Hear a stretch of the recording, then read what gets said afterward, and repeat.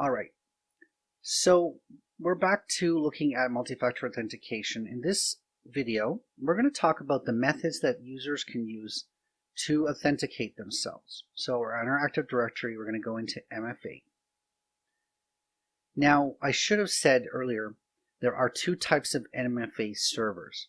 There is one type of server where you can download the server software and have that running within your own environment. And another type of MFA, which is cloud-based MFA.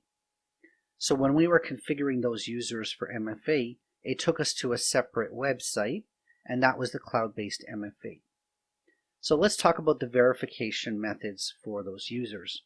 I say configure cloud-based MFA. Takes me back to the second website. Now we have our users that we already saw how to enable MFA. And there's another tab called Service Settings. Now there are a number of settings up here, but we're going to scroll down to the verification options. You'll see that by default we have 4 verification options. One is a phone call, so they can actually receive a phone call that says enter the following number. Another is a text message, an SMS-based message. Third is a mobile app, so they would have a verification app that would basically set a notification to them. And the fourth one is that they're going to use that app that has a code in it that they have to then enter into the login. Okay, so there are 4 methods available for users to authenticate. Now it's possible that you don't want the apps to be involved at all, that the only method you accept for multi-factor authentication is a text message. That's entirely up to you.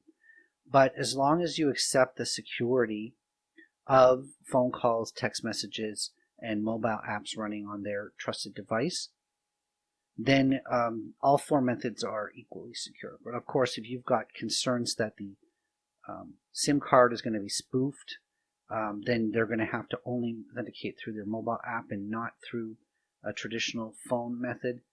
Oh, that would be up to you. And so that would be settings through here within configure cloud-based MFA server.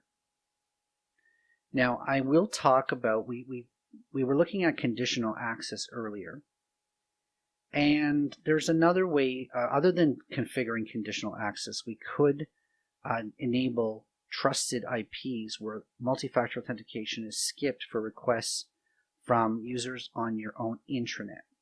So if you have an office, let's go back to my IP here. If you have an office and you can set a set of ranges, IP ranges in CIDR format, then that will skip MFA for users that are connected to your application through that network. Okay, gotta click save for that.